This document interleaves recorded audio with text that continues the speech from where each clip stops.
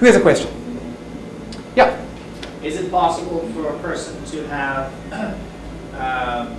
be 3/4 of one and 1/4 of the other, live in the quarter portion and not realize the 3/4 strength? In other words, could they be, say, a mechanic and a creator? Yes and no. Very good question. Firstly, we are all of them. To some degree, we're all of them. Okay? So others more than the rest. So if you're a or let's say you're probably a star. If you're a singer, right, and you're so you're probably a star profile. Okay? You will be secondarily the profile on either side. So you'll be able to kind of moonlight in the creator and moonlight in the supporter and kind of do those relatively well. I'm a creator. Right now I'm being a star. I'm standing up, leading a seminar. It's a very starry kind of thing to do. I'm not creating products right now. And I won't make any money if I go out there and try and be a motivational speaker for a living. That's not my natural path to wealth. That's why internet marketing and creating products works really well for me. But I can do it. And like, you're a star if you are one. I mean, I would have just, I don't know, I guess wrong 50% of the time, but I would have guessed you were a star. Don't take my word for it, rather just make sure, because I don't want to send you on the wrong path for the rest of your life. In 10 years you come back, you told me I was a star! Right. Yeah, exactly. But you're going to be secondarily either one of these, and you'll be able to flit around. You'll probably find yourself flitting around. You can do all of them, but again, the distinction is only one of them is going to bring you massive wealth easily if you follow and work it. And this is not a get-rich scheme. It's not going to happen overnight. You're going to have to, like everything else, work at it. And if you've never practiced your star strategy before, you're going to have to practice that. You know, a lot of stars never become famous because they're told, don't get in the limelight, don't stand out, it's rude, they want to put the attention on yourself. So they never actually do the thing that's natural for them and wonder why they're never succeeding. Good question, thank you. Who else? Yeah, Damien. A lot of people here are either entrepreneurs or small business owners or principals of companies or marketing managers. Okay. And to bring it down to a practical level of somebody who's a marketing manager of a company, how would you relate this to their decisions and who to hire for marketing or staffing and things? Okay, good question, thank you. So his question was about marketing. If you're in marketing, how would you use this to apply to marketing? He's totally put me on the spot here, and my mind is racing now trying to think of an answer. Well, if I was a marketer, I would be wanting to get people in my team who are creative and who are stars. The creators to write the marketing, to put the copy out there in the world. The stars to go out there and sell the product and market the actual product, and the supporters to lead the team. So I would be wanting to make sure that whoever I've got writing my copy is a great copywriter and would be somewhere up on the top here. Copywriting is very much a system thing, so it could be anybody up on this top line. If somebody came in for an interview and they were down here, I probably wouldn't hire them. These people are more sensory. They're called sensory people. These people are called intuitive people. Sensory people, they're very ear to the ground, very practical, very solid. They get things complete.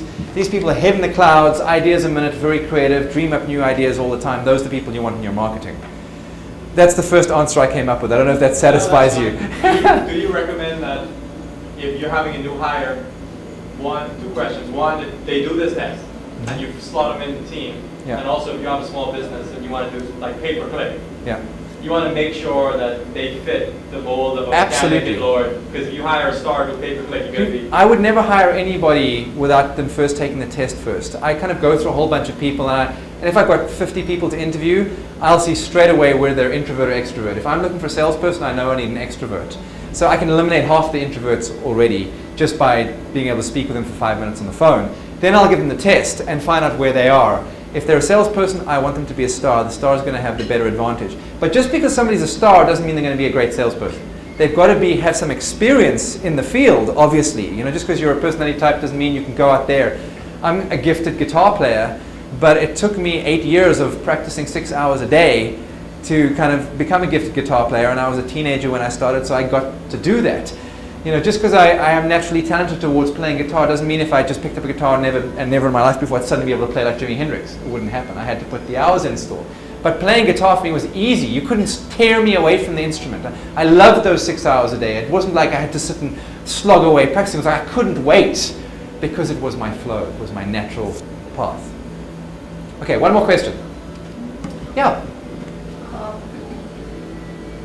Where's the originator of this? Are you the creator? Or No, I am not the creator. No, this was developed by a guy called Roger James Hamilton. He's a Balinese I guess, academic. He studied at Cambridge University in the UK. He's half Chinese, half Scottish, and an amazingly incredible genius. He's probably one of the brightest people in the wealth creation world on the planet today. And he studied the I Ching. He knows it backwards, and it's a 5,000-year-old book that is so complex. And he's an incredible entrepreneur. By 21, he was a millionaire.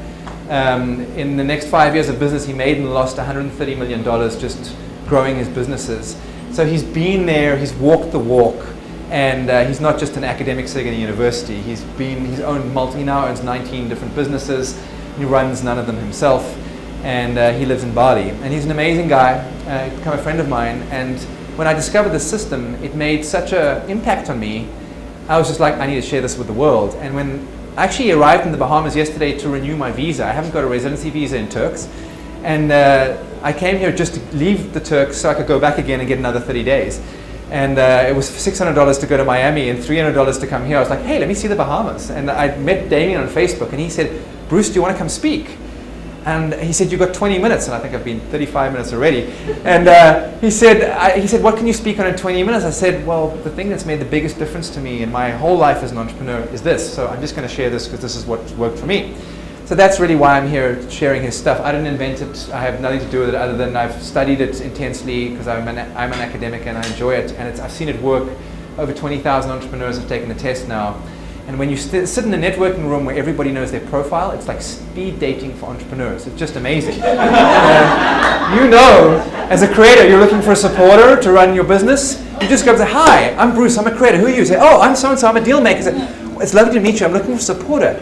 Oh, I know a supporter, go and speak to somebody. There's none of the chit-chat. It's like, we know our profiles, we know we're not interested in deal makers, we only want supporters, and it's an amazing, the way it's being touted by the press is the new language for entrepreneurs, because it helps entrepreneurs communicate with each other, understand each other's strengths, and also appreciate the people who are different from us.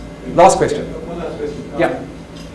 If you look at all of the big successes online, like MySpace, Facebook, Amazon, etc., etc., etc., all of these companies require a tremendous amount of cash input. Yes. Some of them still aren't profitable. Yes. So what's your advice to the people in this room who don't have $200 million to put into a project? How can you be successful on a low budget? Very good question that I don't know if I can answer in this time, but I'm going to give you two quick answers that I would think would work. First, create an idea that's so valuable that you attract the cash. You can go out there and attract investors. You've got to have value. If you're not providing some kind of value in your idea, you're never going to create wealth. Ever. You've got to be giving some kind of service or some kind of massive value. If you've got a great idea, you'll attract the investors. How to find the investors, I don't know. You may need to go and find a deal maker who does know, people who are in that business. Two, begin outsourcing and focusing on your profile as soon as possible. Do what you're naturally good at and outsource the rest. If you don't have any money yet to outsource, what I've always done in the beginning of all my online businesses is I'll do the beginning, I'll outsource to India just to create a $100 website, test the idea, build it up to the point where it's generating $5,000 or $6,000 a month passively, hire my first customer service person, put them in place, keep growing, hire my first social media marketing person, put them in place, keep growing. And as I start growing the business, so I keep on hiring people. The trick is to get yourself out of working in your business as fast as possible. Because as long as you're still working in your business, not doing what you love to do, or what you're naturally good at, you're going to be the handbrake holding your business back. So in the beginning, you kind of got to do it all by yourself, or you've got to have something that's so valuable that you attract people, and you can say to somebody, look, I've got no money, I can't pay you right now, but I've got this great idea, I'll give you 20%. Will you come and work with me? And it's a little bit harder, but if your idea is good enough, the people will come.